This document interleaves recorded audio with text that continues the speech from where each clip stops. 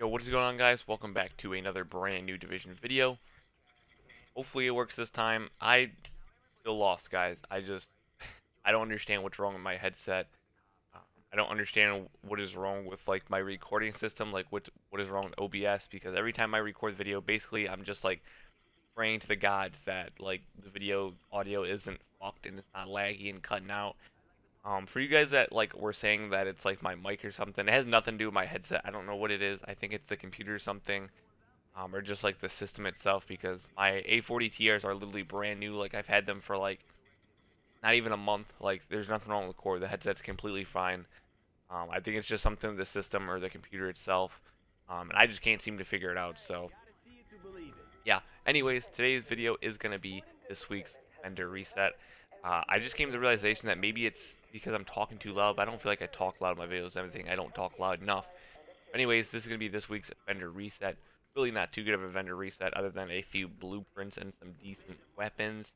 But basically everything you're going to want to buy is going to be in the underground terminal or upstairs in the base of operations. So starting out with the special equipment vendor, pack-in is going to be actually pretty decent to buy this week. It does have brutal rolled onto it along with competent. Now if you guys have a skill build, or for some odd reason you guys have like a shit ton of skill power, like in the range of like 150 to like 170k skill power, I'd keep on competent. I'd just use it on the gun because it's really, really good. It's underrated.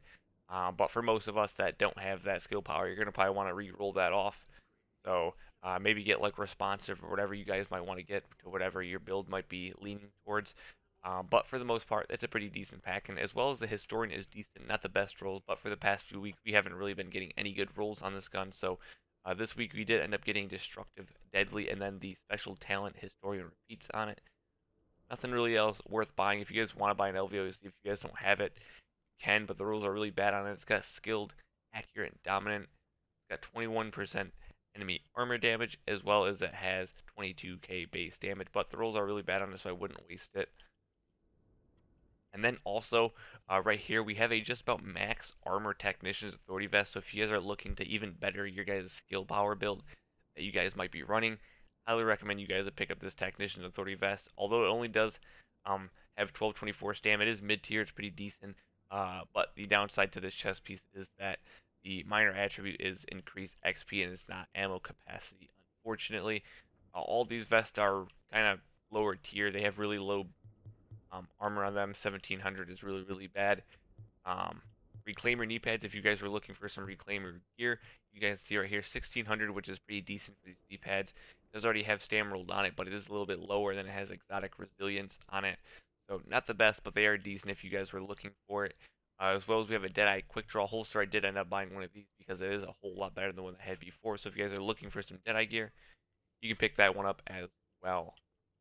Other than that, really nothing else that you guys are probably going to want to buy other than maybe this O spray suppressor, but not really worth it for 200 Phoenix credits.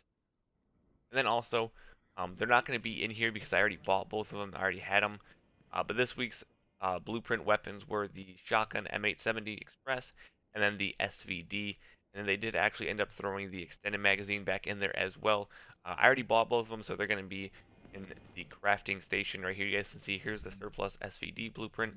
Then we go down a little bit to the magazines. You guys see right here, extended magazine, power level 34. If you guys were wondering, I did re-roll some of these SVDs, and here's one of the first ones I got. Almost 500,000 DPS for this build that I'm running. It has balance, proficient, and disciplined on it. I've been using the SVD a lot when we're doing legendary missions. I'm going to probably create a video on that soon, like how to run through them super fast, because me and my squad, every day we play, we're starting to get better and better at them, so I thought I'd make a little quick tip video on how to like get through the missions really fast. I'm not really sure how I'm going to do it yet, but I do plan on doing it. But next, and lastly part of the video, is going to be the advanced weapon vendor. Not really too many good weapons in here, but there are quite a few decent weapons, because the fact that all these weapons are bought with regular credits, so it's not really a big deal. If you guys are looking for a vector, really, really bad rolls and a really low crit, but if you guys want, you can pick it up. But the main weapon out of here is the classic M44. It has Swift, Unforgiving, and Discipline. Discipline is going to be good for this. I guess Swift is going to be decent too. It does have 143,000 headshot damage as well as 130k base damage. It's going to be different for you guys unless you guys have exact firearms that I have. But this is probably the best weapon out of any of these out here. So if you guys are looking for a good M44, I'd recommend picking this up. You're going to probably want to re-roll Unforgiving or Swift Offer, probably Swift. But this is a pretty decent M44 for obviously it only being 1.6 mil. Then other than that, basically that's all there is really for this week's vendor reset. If you guys want to pick up the suppressor, you can. It's not the best, but it is decent. But other than that, that's basically the vendor reset. Nothing really else. I mean, there are some decent weapons out there, but talent-wise, they're really not worth putting in the video. There was like 1 or 2 LVOACs at safe houses, but like I said, they had really bad rules on it, so I'm not going to waste your guys' time with that. Like I always say in previous videos, I'm not going to put anything in the video that I wouldn't buy, because most of the chances are you guys probably wouldn't buy them either, so that's the reason why I don't put them in there. I like keeping them short and sweet and to the point so you guys know what's going to be worth buying in this week's vendor reset. But that's basically it, guys. Hopefully you guys enjoyed the video. Make sure you guys drop a like on it if you guys enjoyed it. Subscribe to the channel if you guys are new. We're getting closer and closer to 3,000 subscribers. Comment down below what you guys bought. Thanks for watching, guys.